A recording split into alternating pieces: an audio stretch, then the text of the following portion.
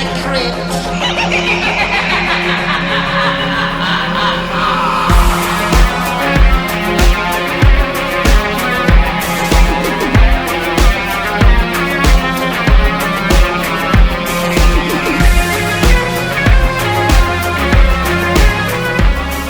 Hello, boys and ghouls. Welcome to episode 33 of Dads from the Crypt, a Tales from the Crypt podcast.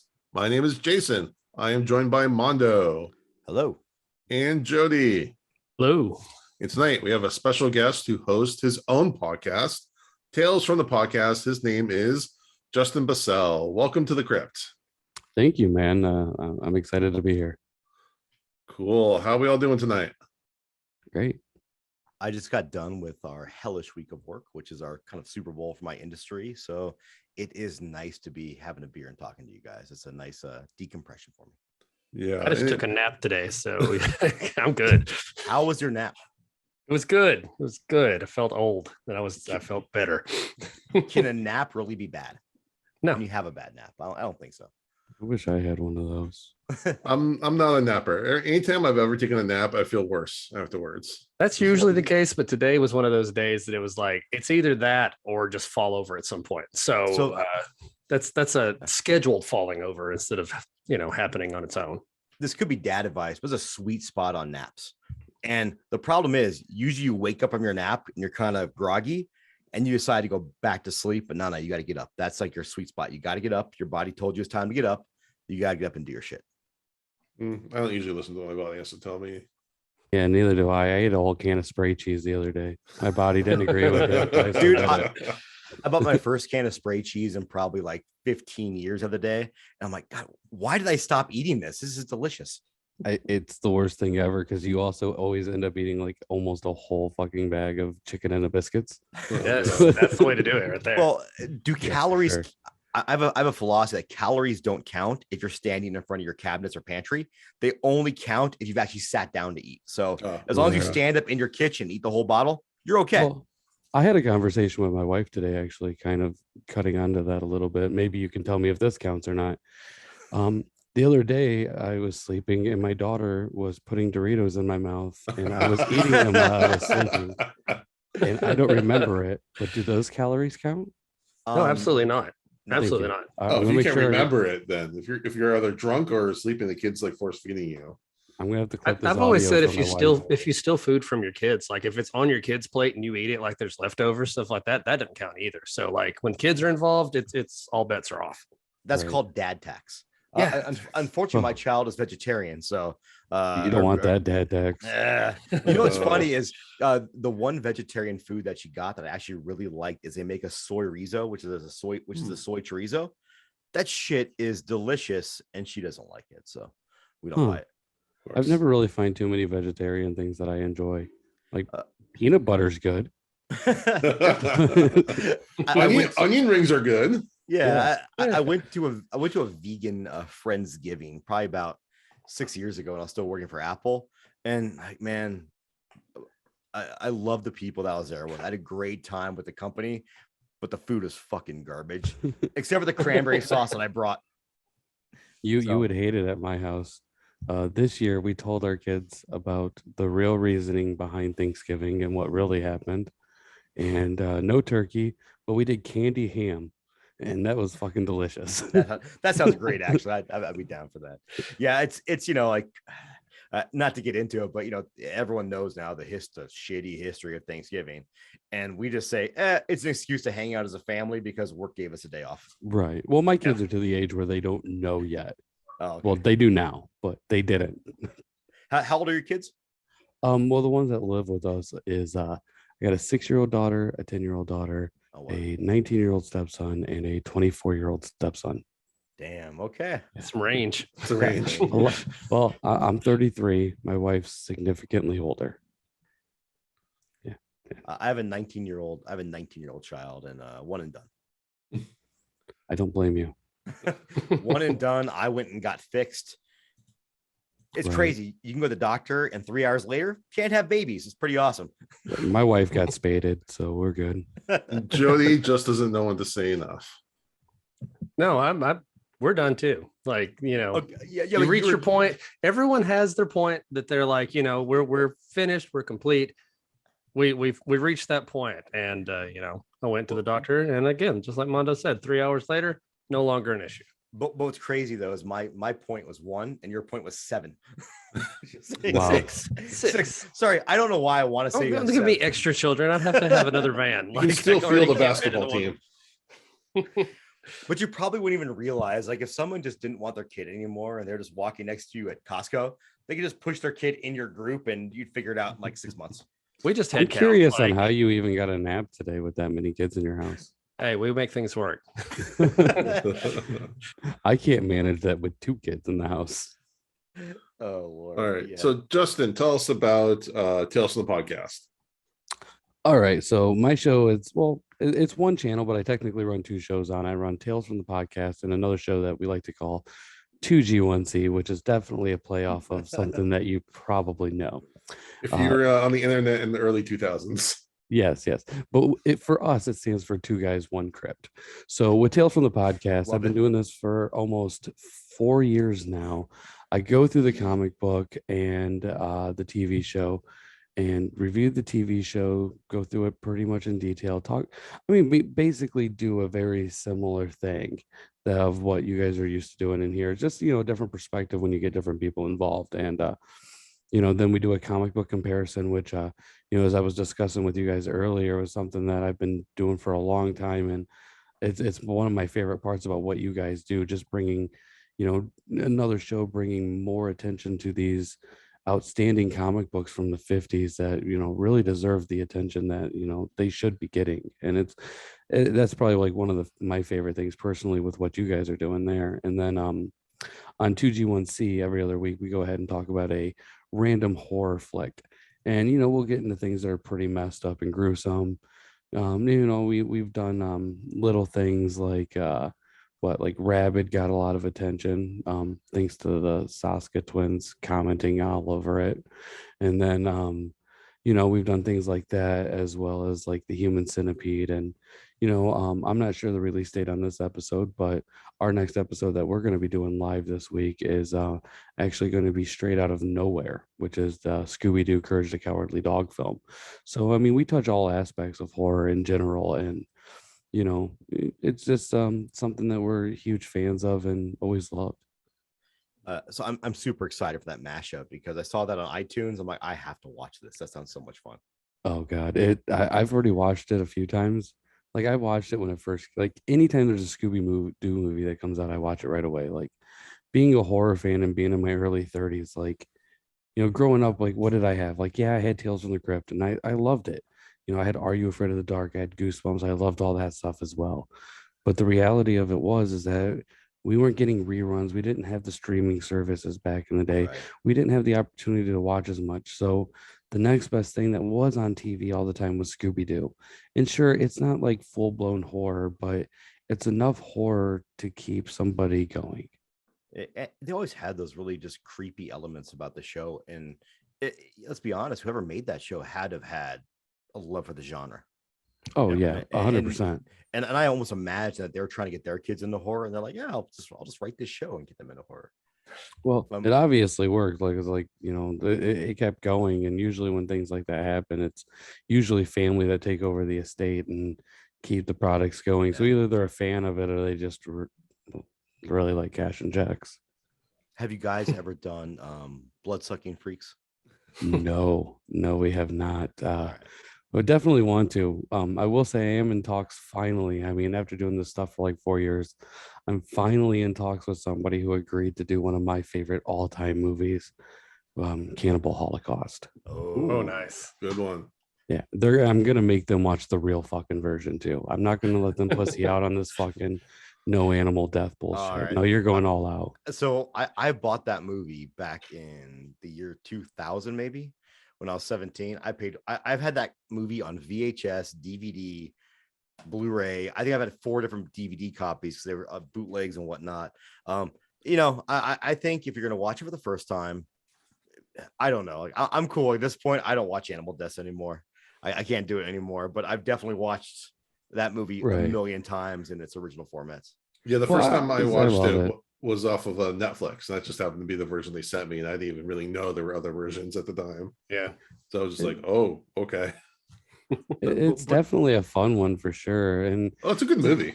to me personally, like other than the fact that it really, kind of started a lot of the found footage kind of genre there, but yeah, like on top of that, the backstory behind it is what fascinates me the most.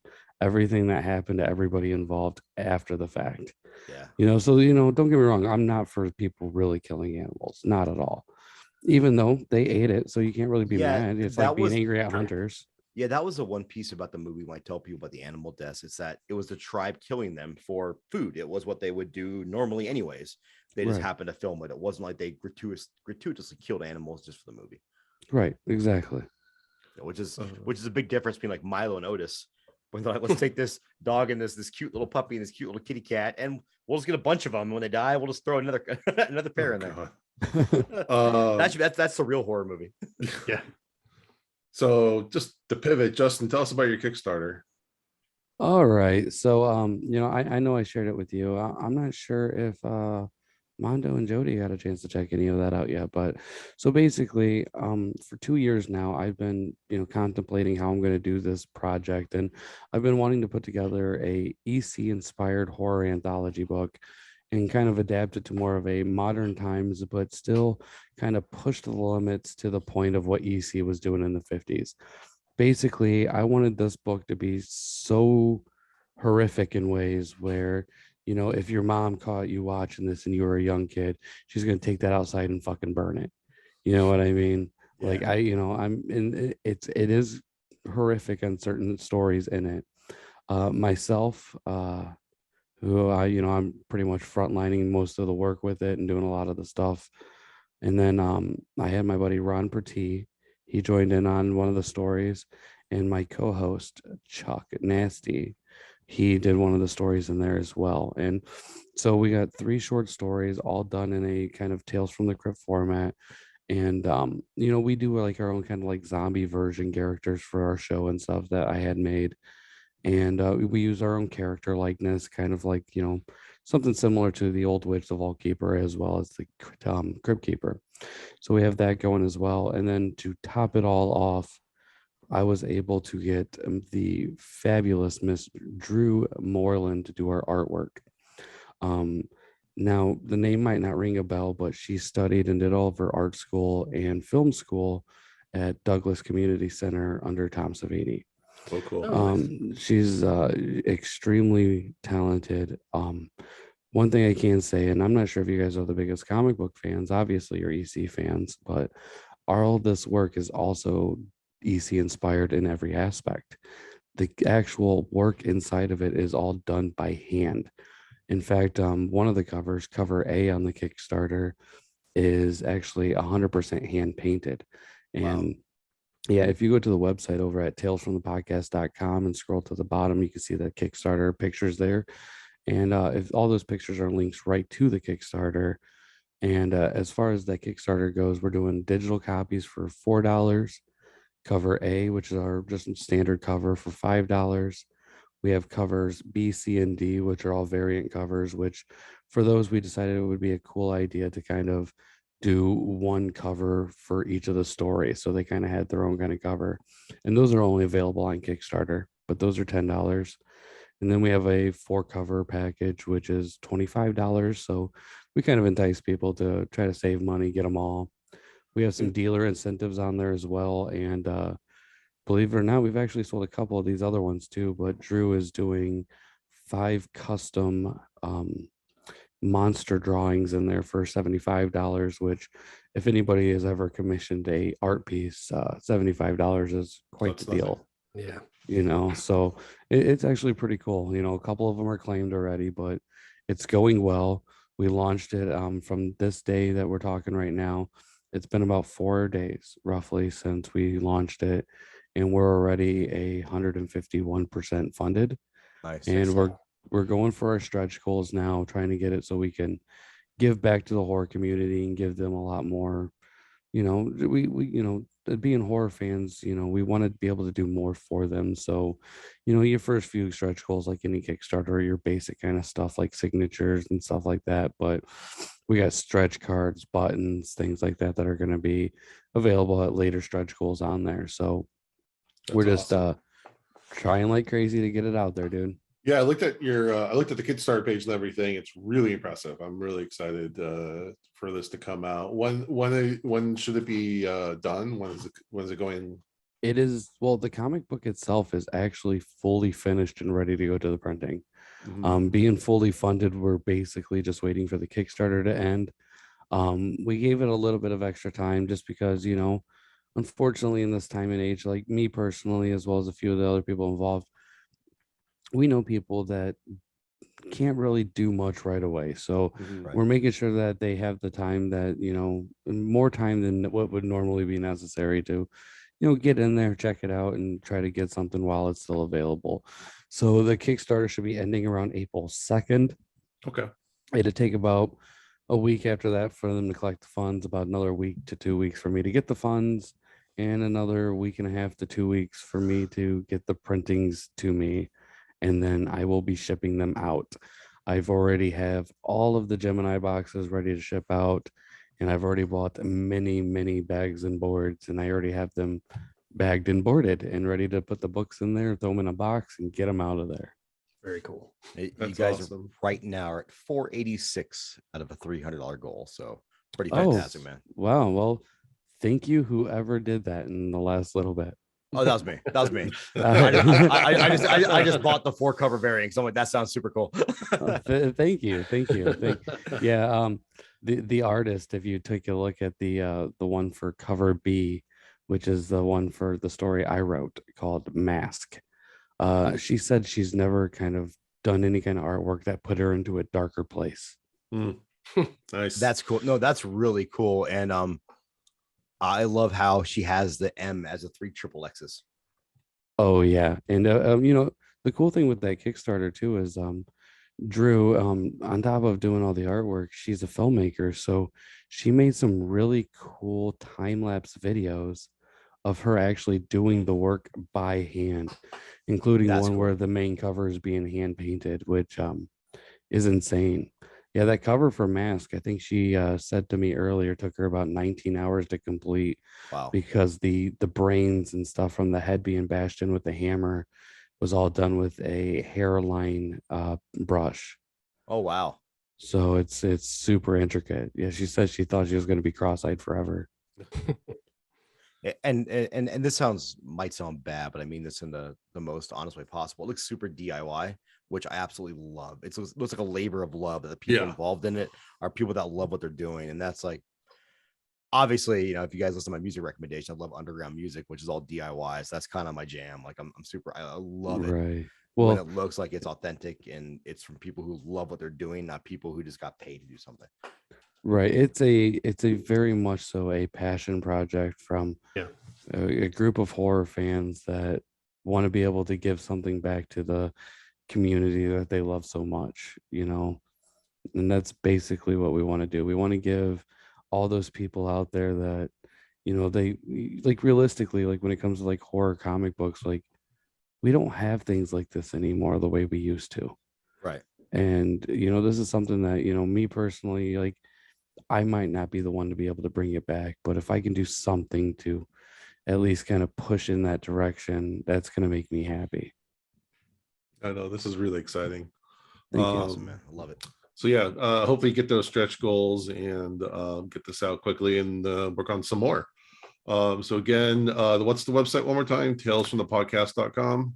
Yes, sir. And you can just scroll all the way down to the bottom there. You see the Kickstarter links. All of our links are there. Any of the pictures that you see that are on there, like the Facebook pictures, the podcast pictures, every one of those pictures is a link to those actual sources. So I've made it super easy for anybody to be able to get to any of our stuff. And, I mean, we do what we can. We try to make it as simple as possible. And, less is more when it comes to everything. And, the easier you make it, the better it is for your audience. That's awesome. Well, good luck on that. Thank you. I appreciate it. All right, so we're gonna take a quick moment to talk about our sponsor, Fright Rags. Now, just to tie this in with one of Jody's projects, he has a new podcast, No Film Left Behind, and they have their first episode out, talking about nunsploitation. And I'm not just saying movies. this because he's right here in front of us, but it's really good. You Yeah, guys it's did a really good. fantastic job on it. Thank you. It Thank you. gives We me had a fun. whole list of movies to check out. Yeah, same here. And one thing I learned about Jody is he is great at pronunciations, like German, Italian, and French. So to tie this in with Fright Rags, they have a new collection by a certain Italian director known for a certain zombie movie. Jody, could you entertain me with your Italian pronunciation? I mean, if I was going to normally say this, it'd be they have a Lucio Fulci collection. But if I was saying it on the podcast and I'd had a couple beers, it might be Lucio Fulci. Oh, yes, yes. Just what happened throughout the entire podcast last time. Every time Italian names came up, alcohol just makes the Italian in me come out. Oh, I love it so much. I mean, you guys know my love of Lucio Fulci, and he's my Mhm. favorite director of all time. So I definitely dropped some money on the new collection that came out, which is Oh man, it's that so new good. collection is so they good. have a zombie versus shark shirt. Yes. They have two. Did you see the new one? So they have the classic one they've had for a little while. The And then new they one, have yes. they have a new one, which is a riff on the Jaws, classic Jaws t-shirt, where there's Yes. like this classic shark. And then Yeah, I there's a bought zombie with his like his arm around it. And Yeah, I bought that one. as That- soon as that I was so saw cool. that, I emailed Ben, the president of Fright Rags, and says, "Oh, that's amazing." He said, "Yeah, we couldn't help ourselves, so we just had to do it." So they have a new collection of related to Lucio Fulci's Zombie, which is a fantastic movie if you ever want to see a zombie and the shark fight like in real life. And there's some great gore. It's a really, really good movie. Man, Some eye could do- stuff. I I could talk about Zombie for a long time. Yeah. I think the ending of Zombie is one Oh. of the bleakest, most brilliant endings in horror history. What's brilliant, and it's also again DIY because And they didn't it's have definitely- any permits. They just like, okay, let's just Oh, get yeah. out of the car. Let's have this guy in Hey. zombie makeup Yeah, and get that shot, not to ruin it. It's kind of funny because I always said that Dawn of the Dead, the remake in 2004, basically stole the ending from Zombie.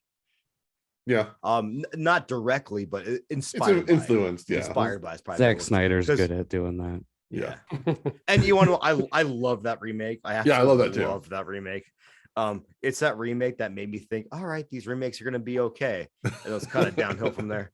But and recently, speaking of, well, not remakes, but sequels, maybe they have a new line out. The new Texas Chainsaw Massacre line just came out from them too. From Fright Rags. Yeah, they have some Fright cool Rags. t-shirts for the new Texas Chainsaw. We're not going to go too much on the rabbit hole, but for what it was, I liked it. I was kind of into it. Again, compared to how bad some of the other sequels lately have been last couple of years, I thought it was actually a step up. And there's been a whole internet discourse about it right now. And like, fucking anyone that says that All right. don't see this movie or anything like that, make up your own mind. So I'm gonna say the original is top 5 for me, probably all time. Right. Sure. Just one of those movies that I rented when I was a kid, and I was like, I was terrified. That movie terrified me. Mhm. And I told the story before, but my mom grew up in El Paso, Texas. Well, I was born in El Paso, and everyone before that movie would just pick up hitchhikers, no problem. After that, you couldn't hitchhike anymore because people thought the movie was real. But I absolutely loved the Netflix rendition. I absolutely loved it. I'm not a middle of the road guy. I'm not a guy that's gonna say, I liked it. No, I fucking loved it. And I think there's little pieces that kind of built on the Leatherface character that a lot of people are missing out on. But again, like you said, See if for you yourself. loved it, Yeah. if you loved it or you hated it, that's cool. But don't shit on someone else for loving or hating it. Yeah, especially like behind a computer on Twitter. That's just, Dude, it's driving me I- crazy. I see Happens a people. lot. Yeah, man, I see people that post how much they love it, and people are like, oh, well, you must not know horror then. It's like, fuck you. No, You're a piece of shit. That's what you're gonna say, right? Like, I can love something, you can hate it. It's cool. Who cares? Like, different strokes, different folks. But I absolutely love the movie. Jason, did you see the after credit scene? yes, I did. I did. I had a feeling there was gonna be something there because It was so cool. you know loved what? the after You know credit what? scene. Might be the best thing about this movie. That movie was it was only 81 minutes. So Oh, if you liked I it, do like that. if you liked it, it moved very quickly. If you didn't There's like it, it's going to be over relatively quickly. There's a saying in sales, and it's called, if you're going to fail, fail fast. Yeah. And I'm a lot less offended by a shitty movie that took me 60 minutes to watch, the one that took me 2.5 hours to watch. Right. Justin, have you seen it? Yes, I did. I kind of agree with you guys for the most part there. I will say, as somebody who, definitely agrees with the original being, a top tier film. I personally, to be vague and spoiler free on it, I thought the story itself was kind of lacking, but the character development with Leatherface I thought was good. Mhm. Not to mention, I mean, if you're a fan of any kind of true crime stuff, especially one of my favorite, more interesting characters to talk about, Ed Gein. Yeah. It's definitely always interesting to get into these kinds of conversations about Leatherface, and but overall, it was not a horrible movie by any means. It doesn't deserve any of the talk that's been going around about it. In fact, I got into, like, no joke, probably a 45-minute argument with a really close friend today over that movie. Mm. And he hated the movie more than anything ever. And I basically had to sit him down and be like, dude, you can hate it all you want to, but this is going to bring more people into the Leatherface community. It's going to show and Right.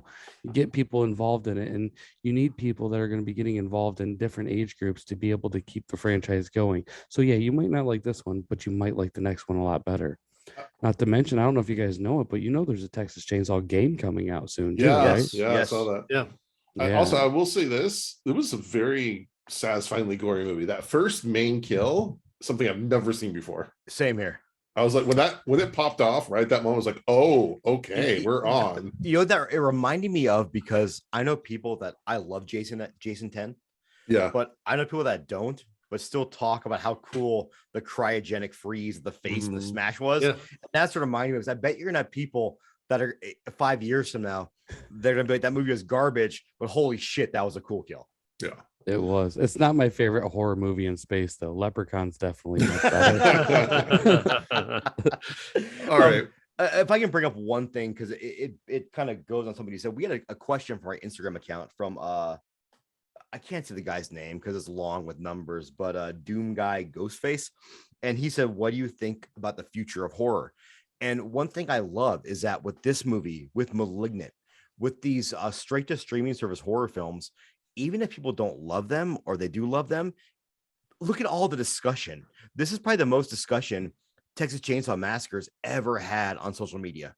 And like you said, Justin, this is going to bring newer fans into the genre, newer fans who are going to watch this movie and they go seek out different things. So I think the future of horror is really bright, especially with streaming services, because it gives a chance for these movies to come out that maybe shouldn't come out to the box office. Although I really wish I could see this movie in a theater. But to your point, based on the promotion and everything, I would not have seen this opening weekend.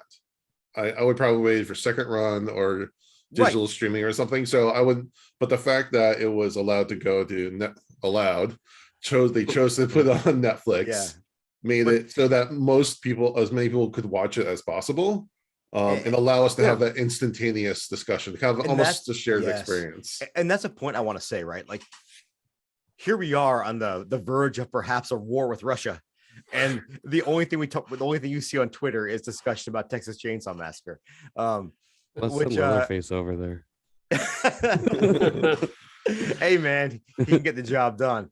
And I think it's really cool that the future of horror is going to be, when we're 60 years old, there's gonna be a new crop of 30 and 40-year-olds doing what we're doing right now, talking about this great horror that came out because streaming service is so prominent right now, and you can watch a lot of great stuff that you maybe, I have normie friends that don't watch horror that were texting me about this movie because it was just new, it was there, it was streaming.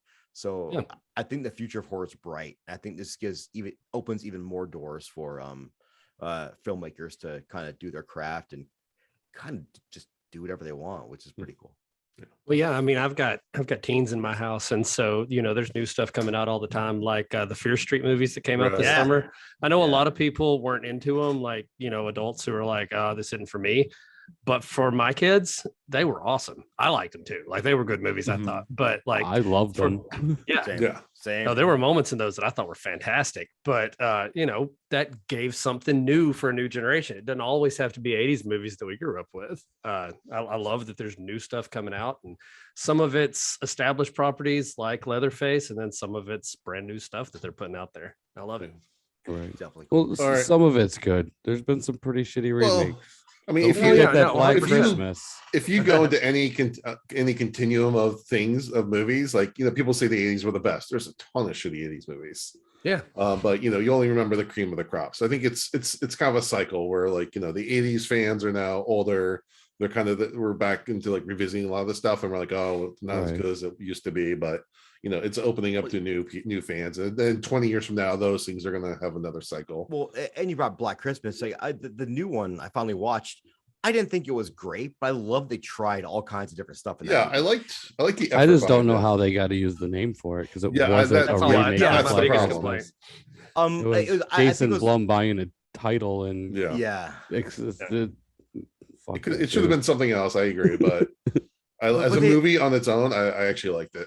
Yeah, but I think at the least so they get to try different things, which I don't know. It's kind of a throwback to the old days where you had places that just wanted to make $1 on horror movies. So they got these directors in and kind of said, just do whatever you want. Just Right. Just And don't- some of the don't- greatest don't things go over ever came budget. out because of that. Like, Yeah. like one of my favorites was Pinocchio's Revenge. There's like no budget to that movie Really? at all, but it's I've so never seen much it. fucking fun.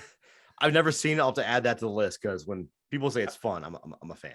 I remember seeing that. We one. did it on the show. It did not get very high reviews from anybody but me. So I'm just gonna throw that out there too. Again, I'll challenge you to watch Bloodsucking Freaks, and then you can either talk to me and Jody and say how much you loved it and where genius is, or you can say you never want to talk to us again. Is it streaming or no? I'm sure it's not streaming anywhere. Anymore. If it's Maybe not on stre- Shudder. Yeah. Message me afterward. We'll talk. I can get Okay. So just to wrap up this segment, because we do want to talk about some Tales from the Crypt tonight. it. Yes, Sure. yes. So again, Fright Rags, they have great collections for Zombie and the new Texas Chainsaw Massacre. If you go to their website and you decide you want to get something, please use code CRYPT10 when you check out, just to show some support for our show. Really appreciate it. All right, moving on. Tonight, we'll be discussing The Reluctant Vampire, which premiered on July 10th, 1991. Jody, give us a plot synopsis. All right. So we open with the Crypt Keeper in full vampire costume, reading a book about being a vampire and practicing his lines, all of the classic Dracula lines. So again, the Crypt Keeper in a costume automatically puts me in the right mood to see whatever's coming next. Especially like that big, I don't even know what you call it. It's not The hood, collar. the collar Yeah. that was from It's The like Secret. an Elizabethan color. Yeah, I love it. All right. So we start down in kind of a room that looks a lot like the Crypt Keeper's room. There's a lot of antiques and stuff, and alarm goes off, and a hand reaches out of a coffin and grabs some dentures. And this man gets out of it. He raises up the coffin like it's a Murphy bed and puts it up in the wall. Walks around kind of lighting candles by just pointing at them, and goes to get something out of the drink out of the fridge. And so this guy's obviously a vampire. He's sleeping in a coffin. He's drinking some kind of red liquid out of the fridge, but we don't know much about him at this point. There's a guy on the radio who is a vampire hunter, so that'll come back. Then this man goes to work at a blood bank. The owner, Mr. Crosswhite, is complaining that the supply is low, even though they're taking plenty in, and he sexually harasses his employee, Sally, and tells her to figure out what's going on. And that's when the vampire guy steps into the defense. We find out he's the night watchman there at this blood bank. His name is Donald Longtooth. And later, Donald and Sally kind of flirt. And he says, that he's a pacifist. And when his family used to go out and hunt, he couldn't kill anybody. I mean, anything. That was a fun little moment. And Sally is really into him. She's like, you're sensitive. And that's sexy. The word sexy comes up. It's said in that tone many, many times. She's really into him. Jody, can you say that one more time? Nope. No, that's one time. Okay. Damn. Jody, can you say it with Italian inflect? It's sexy. It's like Mario. That's going on the end as a tag, Mondo. There you go.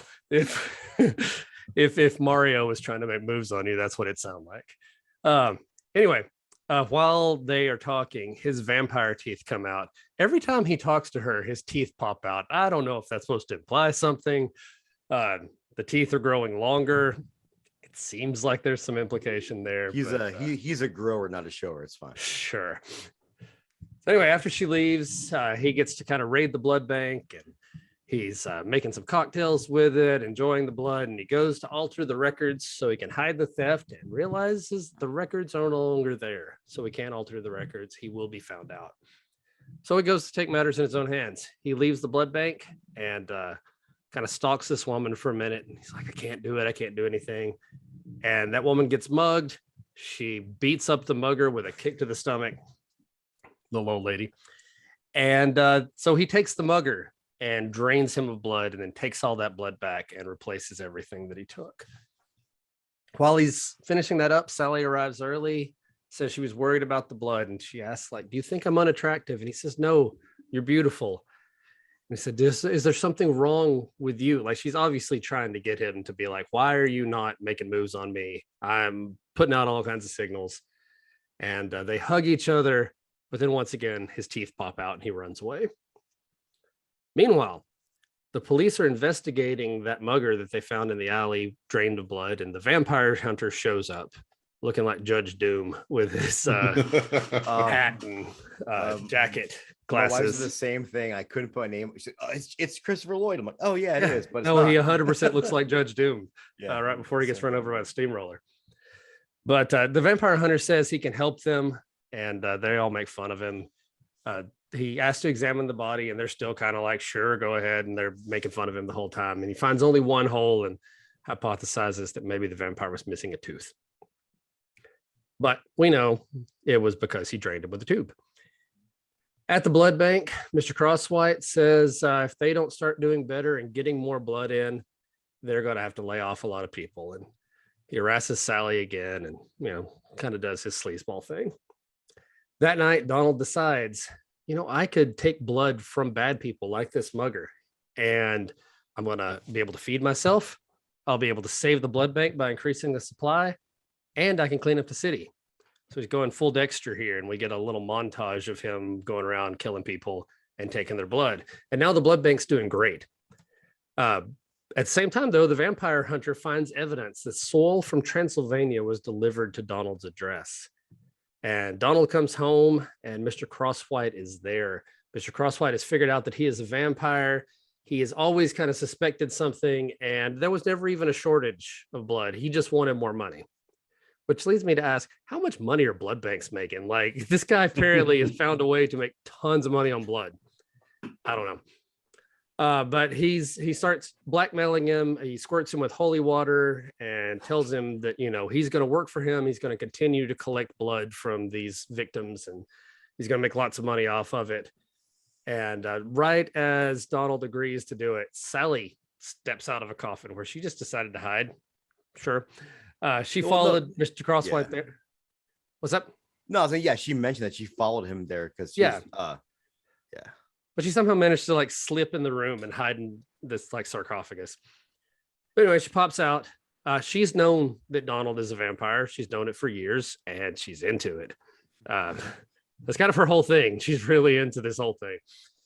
Crosswhite tells Donald that he needs to get into his coffin and that he's going to force him to do this stuff. And so Donald pulls the cord, and that Murphy bed coffin falls out and bonks him on the head, knocks him out.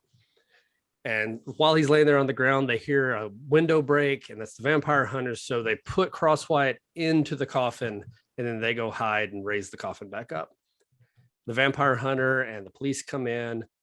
He knows exactly what's going on with that coffin in the wall. He lowers it down, and they open it, and Crosswhite's laying there. And as he starts to wake up, the vampire hunter stakes him through the heart, and he dies and says, this is what we had to do. Then they all just leave. And okay, cool. I guess that's right. And then Donald and Sally come out of hiding, and she asks him to make her a vampire because she thinks being a creature of the night is sexy. And so he bites her, and that's how we wrap this one up. Real fast, I do love they're hiding behind the couch. Just hiding behind the couch. His room is full of all kinds of stuff, and they just like duck behind the couch, like they'll never find us Well, here. Yeah. And it wasn't just the vampire hunters. He actually had police officers with Yeah. him. So this is a crime Yeah. scene for a serial killer, and they all just leave all the Crime evidence. scene for a serial killer. A man gets stabbed in front of the police, and they're all like, "All right, All right. I guess that's it. Close it up, wrap it up, boys. Let's He's go a home." vampire hunter. Like, yeah. Sure, that's what they do. Aren't they supposed to like go up in flames or something? Yeah. That's why I thought the twist was gonna be like, oh wait, they usually explode. So then like, Something no, would he's a happen. human. Ah. All right, Justin, you're our guest, so you get to start us off. What did you think of this episode? Do you want me to go ahead and give a rating, or do you want me to? We'll do the rating at the end, but All right, fair enough. give fair enough. everything but. All right, so with this one, I really had a lot of fun with this one. Tales from the Crypt for me. I mean, you get your twist kind of ending with it. Being a fan of this, and kind of not really going ahead too far, but I will say that the written version of this one I think is a little bit better. I did have a lot of fun with it though. I love it when they kind of throw any kind of old classic horror icons into this, especially like vampires, werewolves. So those kinds of episodes for me personally are always like really, really high ones, and I really enjoy them. I will say that after watching this one again, I wanted to come in a little prepared. So I don't know if you guys know this, but blood banks make annually it's $11 billion industry. Wow. So as I'm saying that, stop donating it for free. Make your money. Well, are there really standalone blood banks in this day and age? Don't they usually aren't they usually like So- associated to a hospital? I got No. one really close to where I live. Oh, okay. So, There are some, yeah. towards the beginning of the pandemic, if you had COVID and would donate blood as a person had COVID, they'd pay you like $500 a donation. Damn. Like I'm If just only thinking, we like could I've go back in seen, time. I've seen blood drives like at churches and synagogues and community places. I can't think of ever driving by a blood bank like just It's standing there. It's one of those things that we're like, even if you donate blood at like, so down here we have what used to be called United Blood Services, now it's Batalent. You donate for free. They don't give their blood to the hospitals for free. Oh, No. They charge for the blood. It's one of those things where like and don't get me wrong, I'm all about helping people, but when you're talking about an industry that has $11 billion annually and you're just giving them it all for free, so like, you're it's- saying it's blood I- money? it basically is. It basically is. Giving it away for free, you might as well start buying blood diamonds and everything else too. I mean, what kind of person are you? All right, Mondo. Oh yeah, I pretty much love this episode. I love Malcolm McDowell just kind of hamming it up, and I love his rat Leopold. Yeah. Just such a fucking rascals. Like Well, the best also- animals. It was a good narration device to have him give like narration, like almost voiceover Yeah. naturally without it being like ham-fisted. No, and George Wendt plays. It's funny. It's like I was watching this. I'm thinking, man, George Wendt is like the poor man's John Goodman, and I mean that in actually the most like a positive way possible. In saying that he was so goddamn good, like you could almost switch him out for John Goodman, and they could nail the same roles, I think, except for Walter Sobchak. But That'd be an interesting alternate universe. yeah, right. Like if you just switch those two.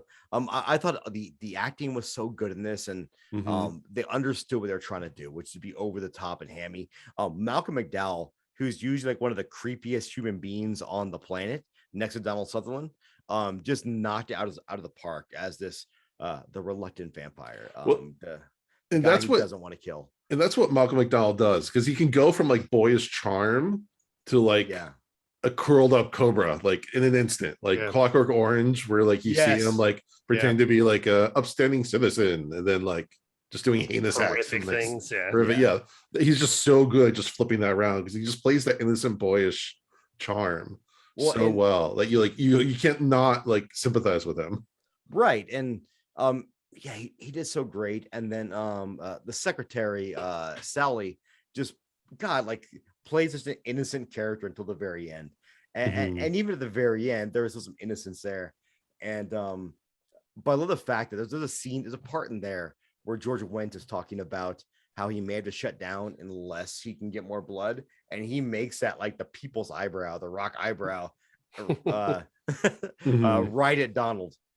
I'm pretty sure And that's I was where like- he got it from. I'm pretty sure he did like a whole documentary. Like that's where Dwayne Johnson's like, yeah, I credit Tales from the Crypt for this. That'd be the best thing ever. But yeah, I like this episode a lot. I thought it had all the great Tales from the Crypt tropes in it, and I guess at the end you can say the protagonist won. And the other piece to it too is like, again, as humans, we consider ourselves top of the food chain. We just kind of kill and eat whatever we want. So I really don't blame him as a vampire for hunting humans, because they're technically one step above the food chain that we are. So we're fodder to them. So the fact that he was restrained should be a credit to his character. And good for him on just killing the heinous people, and good for that old woman for kicking that mugger in the balls and just walking away. Like she's basically like, and she kicks him in the balls and goes like, "This town's gone to shit" or something like that. And that's one of my favorite parts in the whole episode. Jody, go ahead. Yeah, no, this was a lot of fun. I just like Justin was saying, I like it when we get to dip into some of these classic monsters, like their take on vampires or werewolves or something like that. It kind of reminded me of like anytime a horror movie gets to like really do a classic version of those creatures, like Fright Night. Like I really love Fright Night because it is totally a classic vampire story. Like it's not a new twist on it. It's not like we're bending the rules. It is a straight up vampire story that follows vampire rules. And this does some of the same stuff. And like you're saying, the acting is just fantastic. There's a lot of fun character actors here. George Wendt is one of these guys. I knew him from Cheers growing up. Yeah. But he's really kind of had this renaissance in horror movies lately. Like he keeps popping up. He recently did some psychedelic one that was on Shudder. Bliss. Yeah, No, I was really good. liked. I really liked Bliss. I didn't love it, but man, like it's just fun seeing him So pop up random. in those, because it He has was in to be, VFW too. yes, and it has to be at this point somewhat of a labor of love, right? Like, Yeah. yeah. No, I think taking a late career turn into horror like this, he's got to be a horror fan. And he did some horror earlier. He did House. He did some of the Masters of Horror. He was in a couple episodes of that. So, he's a guy who knows his way around a horror movie. But he was just great in this. Donald Sutherland. See, you messed me up by saying that earlier. Malcolm McDowell was really good in his role too. So, and Michael Berryman. I don't know why we haven't mentioned him. Oh, yeah. Even though he looked like Judge Doom in this, he's just fantastic and everything. I always love seeing him pop up and stuff. Well, it's so much fun too when you see Michael Berryman, who's a classic, antagonist or villain actor, to have the role to be a protagonist and be endearing. And I love the effect they do with the glasses, and his eyes are just The making fishbowl eyes glasses. huge. God, I love that. I love that. Yeah. No, so He, it was when I talked to him, he actually really, really loved the fact that he was able to kill George Wendt. He was really, really proud of that. He's like, yeah, not too many people gonna do that on screen. I was like, yeah, you are 100% right. And no one was killing Norman Shears like that. Just wasn't happening. that's that deleted episode. They don't talk about that The one. lost episode. Although Shears would have been better if Norm turned out to be a vampire the whole time. That Sure. Oh yeah. Right. And the George beer was Wendt just was blood. in one of my most hated movies of all time, though. Too, if you ever see Space Truckers, I That never. is I've can't heard say of that I- one. I've heard of but I that haven't one, seen but it yeah. yet. it's bad. It's real bad.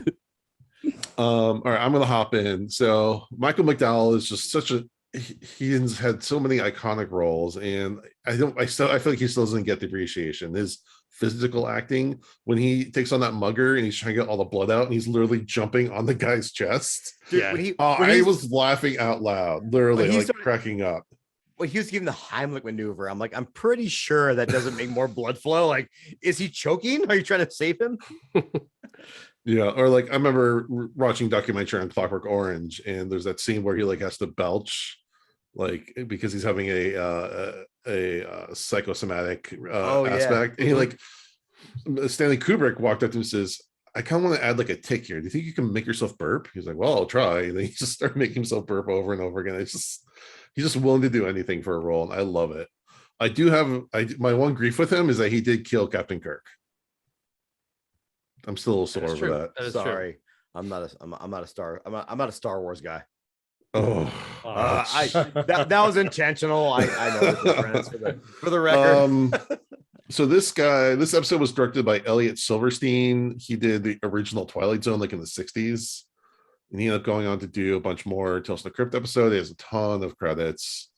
And then Sally's played by Sandra Dickinson. She was in the TV version of Hitchhiker's Guide to the Galaxy. She played Trill like in 81. She had roles in both Superman 3 and Supergirl. And she's also the mother-in-law to David Tennant. So she's had a hell of a life. David Tennant from the Fright Night remake. From the Fright Night remake. Yeah, Set in that's right. beautiful Las Vegas, Nevada. Best city in the world. George Wendt, we talked plenty about. I love seeing someone just kind of let loose and just kind of like chew up some scenery, especially as a bad guy. That's always fun. He's had an interesting music video career. I was looking into this. So he actually has a cameo in the Ghostbusters music video with Ray Parker. And he was obviously in the black or white music video with Macaulay Culkin's father. I've actually seen Ray Parker live. Does he do the Ghostbusters theme live? Yes, he did. Oh, I love it. Oh, I love it That's so awesome. much. I would 100% go to see that because it sounds like that should be a Las Vegas I resident. went to a 3-day festival for the opportunity to have the chance of that being played live. Oh, dude. So I used to remember being a small child and living with my grandparents when I was 6 or 7, and I had the 7-inch of the Ghostbusters soundtrack and playing that on my whatever it was, a fucking Play School or Casio record player, whatever we had back then. So fuck yeah. Michael Berryman, we talked about. He was in One Flew Over the Cuckoo's Nest, The Hills Have Eyes, Weird Science, Devil's Rejects, Lords of Salem. He was also in the Motley Crue music video for Smoking in the Boys Room. I think he played the principal.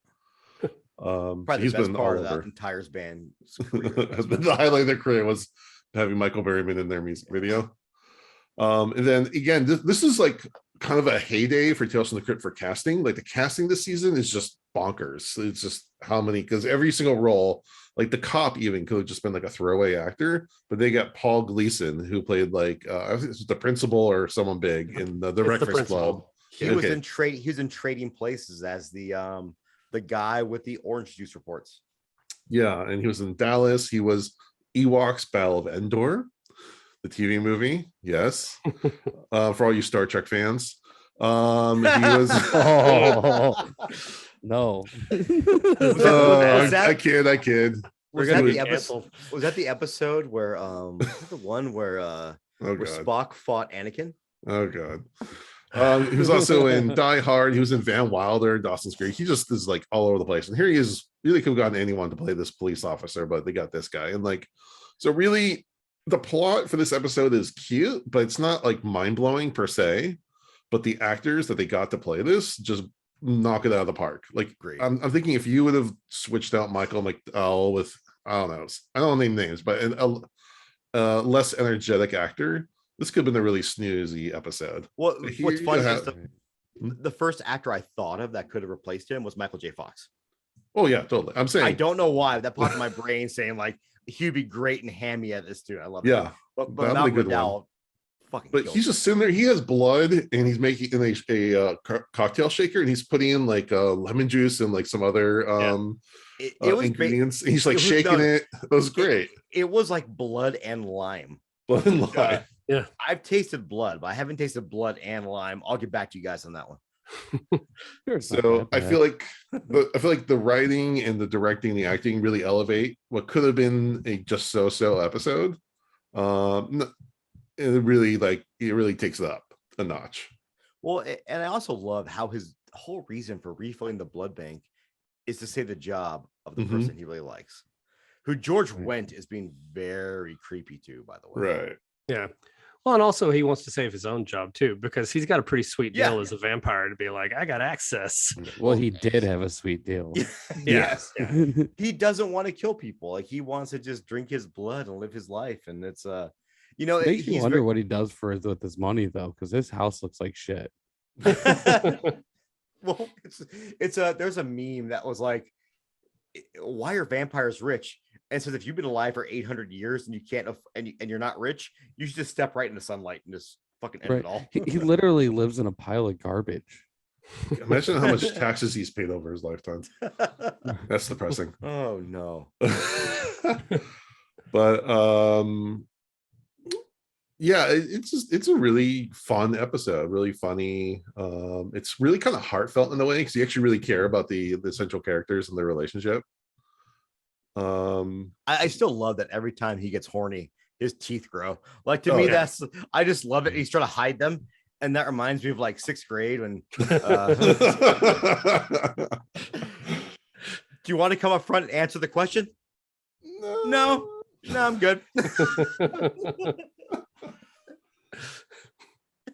Oh man. Where did we go from here? Oh, that brought back some memories for Jason. I could just tell. He's like, Where can you really go after tooth boners? Okay. All right, Jody, why don't you compare it to the comic? Hey, That's my out. Every episode I have an out. I love that Jason's out is like, we're just moving forward now at this point. Yes.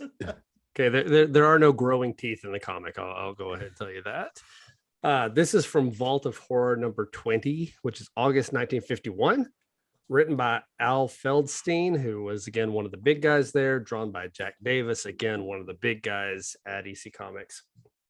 The setup's basically the same.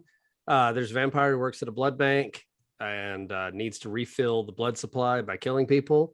The vampire this time is named Mr. Drink. Okay. And Mr. Cross is the owner of the blood bank. So Cross Drink. EC loves their little punny names. And Sally is still Sally. In this one, though, after the blood supply is brought up, because he keeps bringing it up like too fast. And suddenly the people actually notice that there's a lot more blood in the blood bank than what they're taking in. And Sally's actually the one who notices it.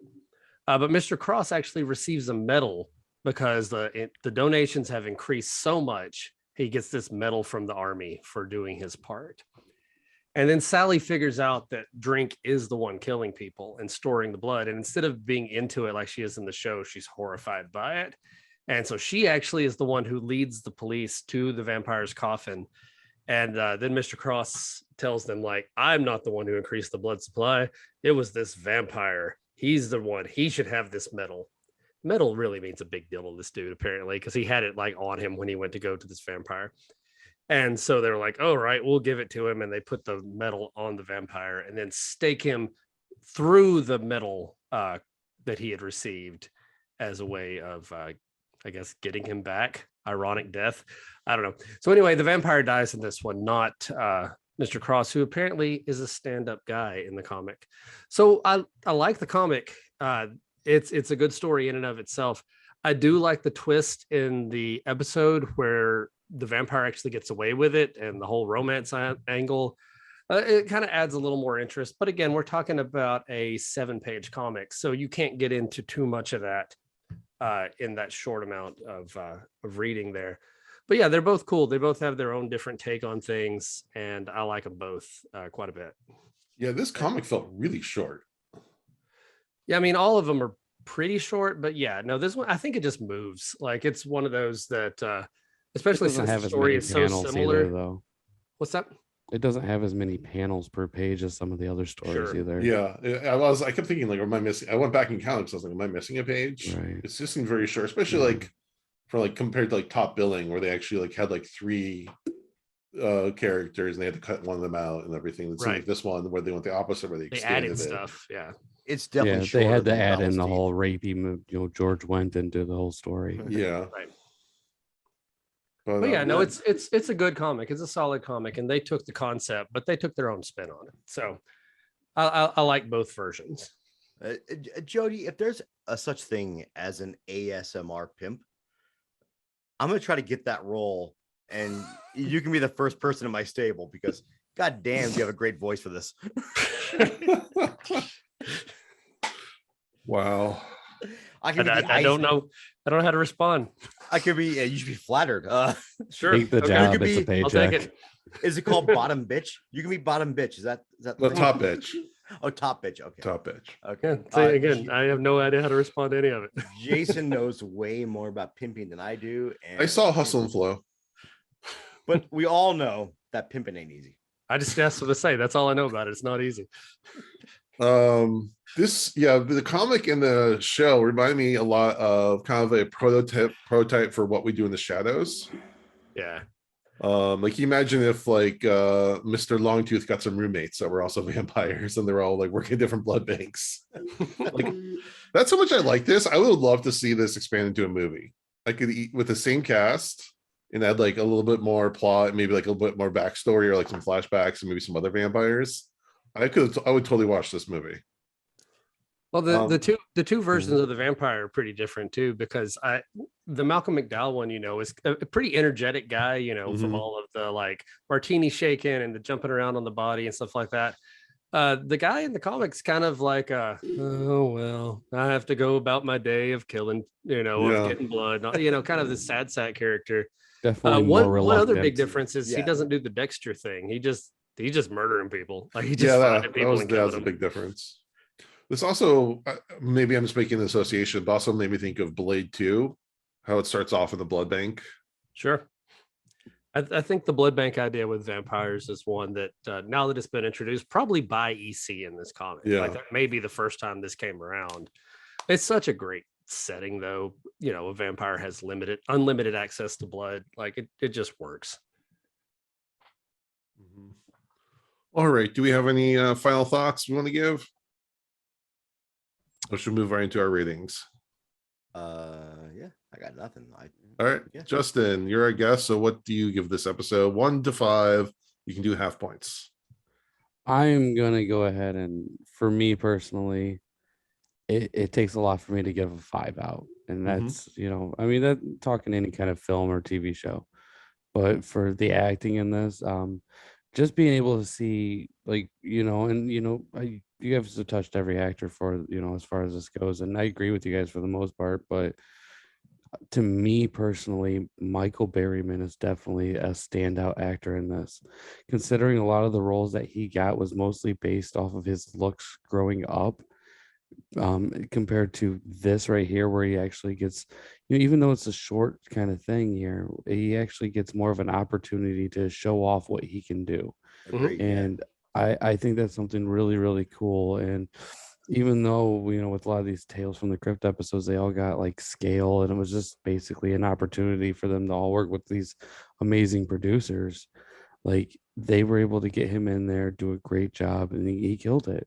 I'm gonna give it like a solid 4.5, just alone for Berryman's acting and just what he was able to bring to the table. Okay, Jody. Yeah, no, this is a fantastic episode. I'm actually right there with Justin on a 4.5.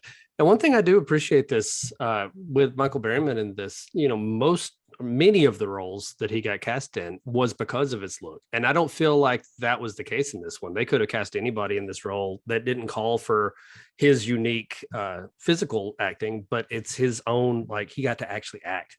And so I really did enjoy that too. And then, just the rest of this cast is so energetic and fun. I loved it. It's a great time. Mondo. There was a book written by the guy's name was Musashi, about martial arts, and he called it the Book of Blank Rings. Not 4.5 rings, that'd be difficult. The Book of 5 Rings. So I give this episode a 5. I think this was I've seen a lot of 5s out this season, because god damn did the season just knock it out of the park. And at the end of this, Enjoy that while it lasts. I was like, Exactly. say, where Yeah, you're exactly. at, we are on the Yeah, mountaintop. exactly. But again, taking it back to Blood-Sucking Freaks and my enjoyment of that film, I'm a pretty generous guy. When I just absolutely love this episode, love the acting. I kind of knew where it was going, and I had no complaints. I did not expect a twist at the end though, with Sally wanting to be a vampire. So that was kind of made me happy. But I think this is just a phenomenal Tales episode, and I think it's deserving of the 5. All right, that's my turn. I'm gonna go with the 4.5, and I agree. It was a little bit predictable. That was my only knock. Other than that, perfect episode. See, but I think predictability is okay when it makes sense. It's not okay when they make a twist for the sake of a twist. Yeah, I'm saying like overall, I kind of figured that George would show up and whatever, Mr. Cross would show up at the end. There's a lot of plot beats that kind of, as I was going through it, my mind was like, okay, here's what's going to happen, and yada yada yada. I feel attacked, but it's okay, that's fine. You can feel attacked. But other than that, I fucking love this episode. Like, this is probably the funniest episode, and it's really all just to the performances. So there we go. All right, you're right. It could have been a really mundane episode, but the performances took it just Yeah, over the top. 100%. That's pretty cool. okay, that moves us on to our song of the day. Mondo, take it away. How much time do I have? What time are we right now? We're going pretty long, so we still got a lot to cover. All right, I'm gonna go quick. I had a lot of thoughts this one. I was gonna go with a French band called Mutilation, but I also want our playlist to be listenable because I'm probably one of the maybe 3 listeners that would like that band. There's a band called Dark Throne from also Norway that started the career in '91. The main member is Fenriz Nocturno Culto. Fenriz has his own podcast, by the way, which is phenomenal, where he plays all this rad heavy metal. But in '91, they released Soulside Journey, which is a death metal album. And then as black metal took over Norway and they started burning churches and all that fun stuff, they decided to be a black metal band and released in '92 A Blaze in the Northern Sky, which is considered kind of the first ever true black metal record to ever be released. I think it was 94. They released a record, Transylvanian Hunger, which really fits well with the vampire motif. So my song of the week is Transylvanian Hunger by the band Dark Throne off the record Transylvanian Hunger. If you listen to their more modern stuff, it's more punk based. Like they kind of went this crust punk groove, and they kind of became a cover band for some of their favorite records. But I kind of actually really like their postmodern stuff better than the early stuff, starting kind of with The Cult Is Alive through Circle the Wagons, was a straight punk record with black metal tendencies, and the newest one is called, I have to look up, I don't remember the name, is Eternal Hails. So yeah, if you guys haven't heard of Dark Throne, you should listen to them. If all you know is their early '90s lo-fi black metal stuff, which I'm recommending now, it's fucking phenomenal. But the new stuff is more heavy metal based, and I think is actually more. I see Jody. I don't know what he's doing with his hand. My computer suddenly started making random sounds. I don't know what's going on over here. He was holding the imaginary grapefruit, as many metal vocalists do. They handle the imaginary grapefruit. But modern Dark Throne is more heavy metal based, more cross punk based, and still phenomenal. So anyhow, song of the week, Transylvanian Hunger, self-explanatory. Love it. Based off the record Transylvanian Hunger by the Norwegian black metal band Dark Throne. One word. I'll definitely have to check that one out. I after listening to the show so much, I thought in my head, like, I think I know what he's gonna pick this week. I try to mix it up, and like I want to go more and more non-metal, but like my heart's just in metal. And well, the one I thought you were gonna pick is definitely metal, but yeah. What was it? Was it? Hold on, can I guess? Yes, go ahead. Was it At Dawn They Sleep by Slayer? No. What was it then? Vampire of Dusseldorf, Macabre. Oh, Macabre.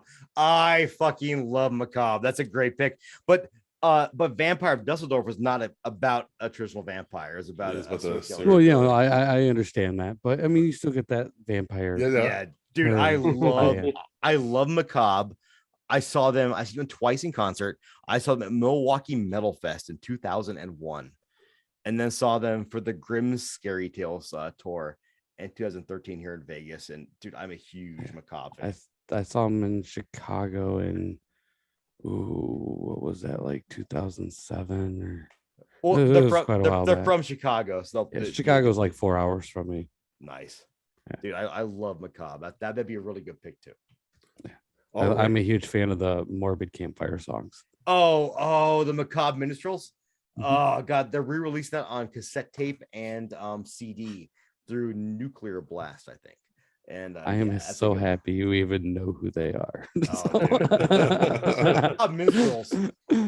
So I still remember to this day, my grandfather listening to the very old version of "Hang Down Your Head, Tom Dooley," which I didn't realize was about a guy getting hung at a public execution until Macabre Minstrels did it, and that's a fantastic. Yeah, dude, I love They definitely helped introduce me to a lot of things that I probably should never have been introduced at a younger age that I probably should have been. God, well, in 2000, they did the record Dahmer. And Uh-huh. that album to me is like a fucking Right. perfect As record. Sally would say, it's sexy. It is. And yeah, so oh God, any people out there in the metal, like fucking like pick up Macabre, man. Those guys were just fantastic. I saw them in 2013, they had a guy on stage dressed up as a Zodiac killer. They had one just as Ed Gein. He's throwing pieces of fake human flesh into the crowd. Yeah. Well, I mean, as you do at a macabre show. Yeah. Like, if you're going to see that, expect to see the worst. Man, I'm so great. Yeah, I love Macabre. Sorry, Jason. No, that's fine. It's my right. fault. No. It's good. All good. Jody, give us some trivia. Someday I do expect Mondo to go. So there was a Swedish band called ABBA. ABBA. And that day I'm not going to know what to think. It's going to break the podcast. All right, so we're talking about a blood bank today.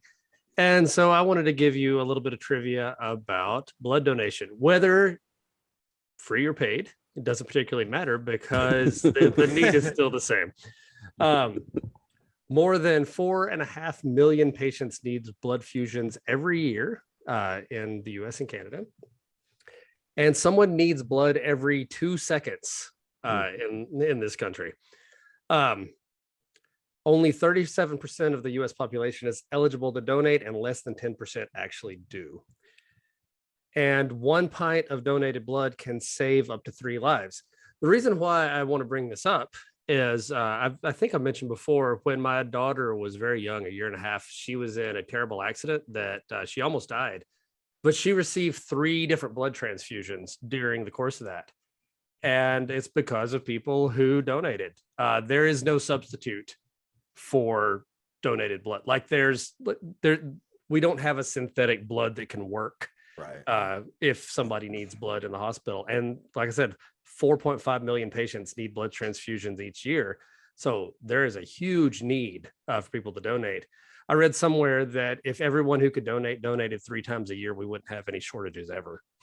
But most people who do donate only donate twice a year.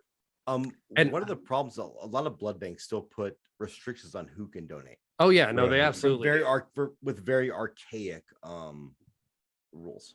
Yes. Yeah, no. And especially because of that, though, if you are somebody who can, go do it one way or another. It takes about an hour. I used to do it all the time. I haven't in a while. Like, it's one of those things that I feel like I should do a little more often. But I used from the time I was about 17, the blood drive showed up at my high school, and I remember doing it back then. You get some free cookies, Everybody likes cookies, some Sprite. My wife donates every couple of months when they basically send her a message saying you're eligible again. Yeah, it's like every 56 days you're eligible. Yeah, she goes to the hospital and does it, and they give out Starbucks gift cards. It depends. I do I was doing one every 6 months because I have baby blood, and I'm a universal donor. So they would take 2 pints out of me at a time. Oh, okay. So okay, you can only do every 6 I months. thought you literally just had like the blood of a baby. Dude, I have some weird thing where I don't have a disease in my bloodstream, which most people have. And I don't know exactly what it is, but because I don't have it, they can give my blood to babies. Okay. Interesting. And I'll donate occasionally around here when they do, like, you get Starbucks, gift cards. They do Cedar Point tickets here. Okay. Oh.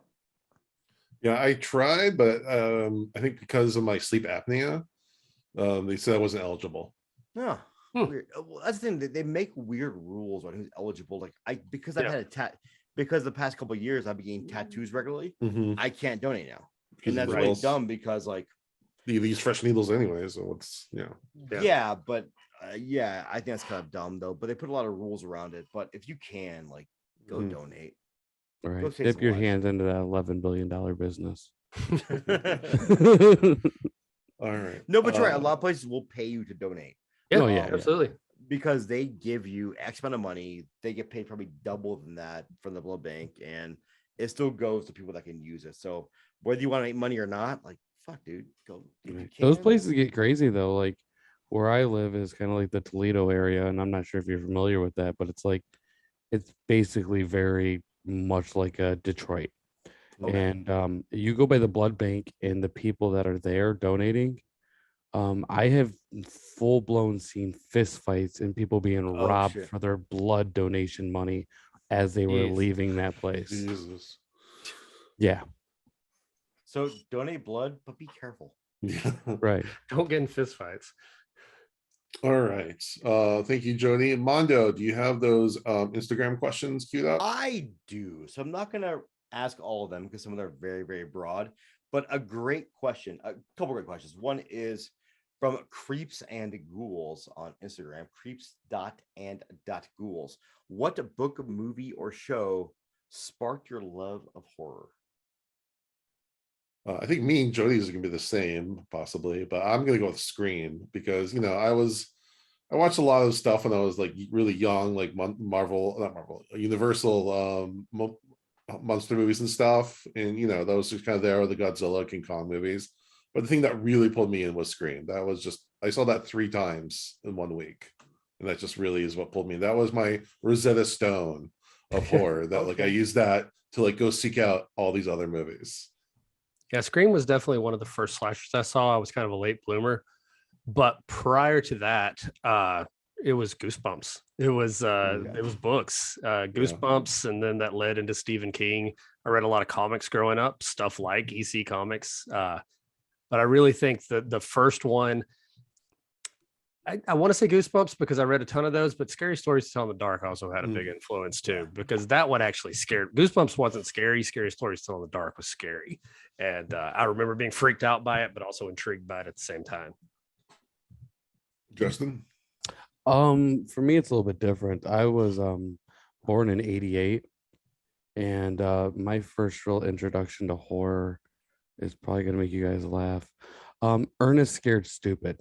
Dude, Oh, man, I love that's that a movie. great movie. Nothing Like, wrong with Trondor scared the fucking hell out of me growing up, and I still watch the movie all the time. I love it. It's an absolute favorite, but it definitely, the killer clowns from outer space masks Yes. being repurposed as trolls is just incredible. And then from there, Goosebumps, Are You Afraid of the Dark? Yeah. The books and the TV show for somebody of my age.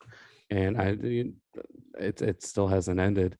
And Ernest Scared Stupid, I watched that for the first time when I was about 4 years old, and I've been a horror fanatic for about 29 years now.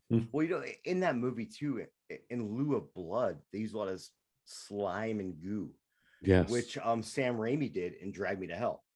Right. And, Well, Sam Raimi's amazing. Yeah, which is a PG-13 movie, and I thought both of them were so effective in making it gross without making it rated R. Right. Yeah, no, right. I remember watching Ernest Scared Stupid. I guess I was probably like 10, 11, somewhere in there.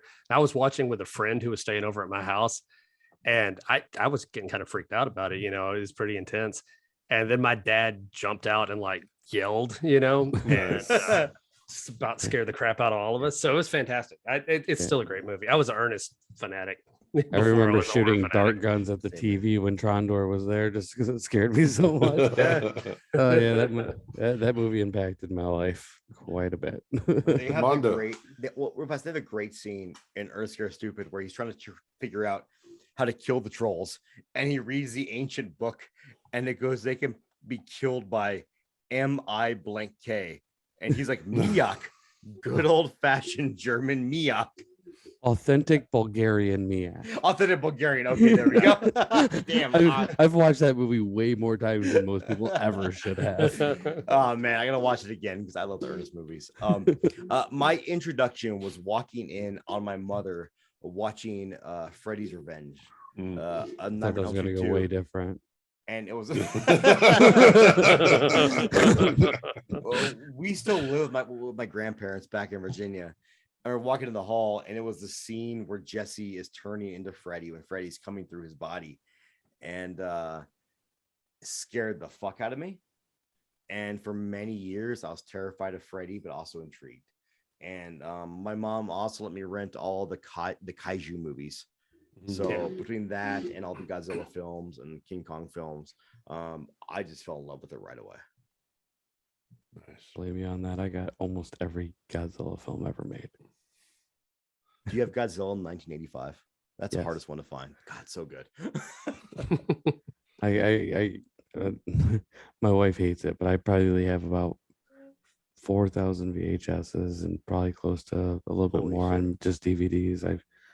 I don't get rid of things. I got a problem. And no, it's nothing wrong with it. I finally had to digitally start getting catalog it DVDs. all though. You know, That's I got good. I got a VHS to USB adapter and a Oh, wow. DVD one and a Blu-ray one, and I have 4 18 terabyte external drives where I store everything, so I don't have to get anything out of cases anymore. Yeah. I'm very weird with my movies. It's No, there's nothing wrong with that. OCD like a motherfucker when it comes to that stuff. Well, you never know, like something might come out on a new Right. Well, like medium. my Elsa movies, like those are worth a lot of money right now.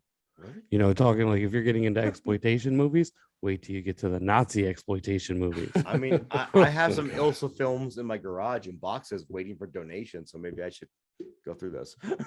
Yeah, definitely. At the one of the box sets I got, I think the last time I saw it sell was close to like $400. Oh, Jesus. Yeah, it's not bad.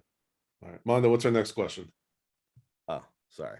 I'm so not prepared for that. Yeah. Did we all just a trivia question for everybody? The Frighteners was from our good friend Dr. Natalie Feinblad, who did our Demon Knight review with us. So just mentioned that the Frighteners was meant to be a Tales from the Crypt movie that never was. Mhm. And the story behind that is Robert Zemeckis basically read the script from Guillermo del Toro and said, no, this should stand on its own. And there's a lot of debate still if that movie would make more money if it was a Tales from the Crypt joint as opposed to a standalone film. But I think Peter Jackson.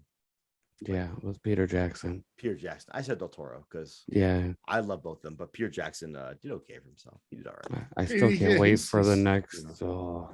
Waiting for his remastered versions of Meet the Feebles. Yes. Dude, Yes. yeah.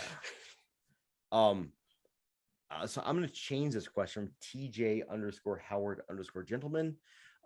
Top 5 Draculas. How about your top 5 vampires in cinema? I'm gonna go first, but I'm not gonna name a ton. But my favorite was Christopher Lee in the Hammer films. I will go with this sounds well. My number 2 probably obviously Gary Oldman. Yeah, I was gonna use that one. Was wonderful.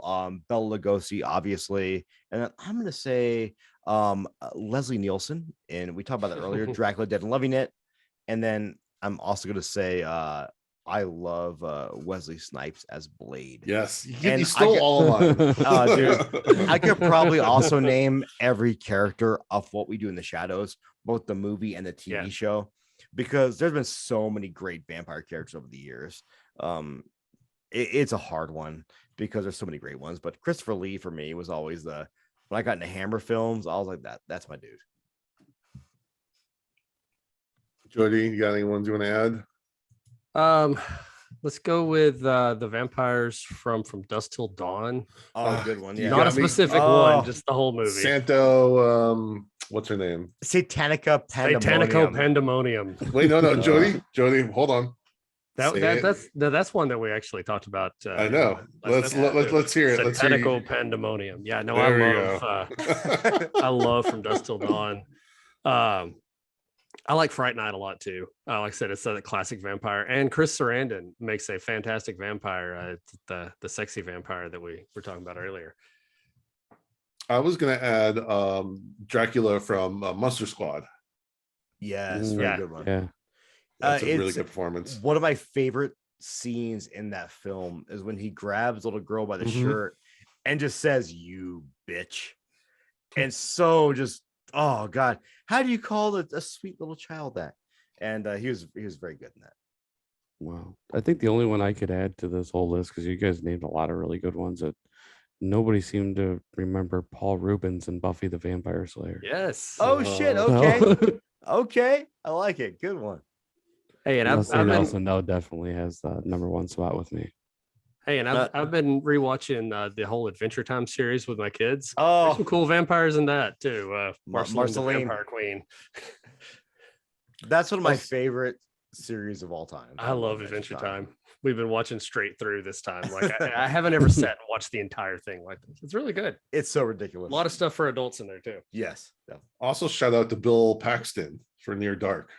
Oh, Yeah. Near Dark. Mm. Every Yeah. vampire in that was fantastic. That's a creepy film.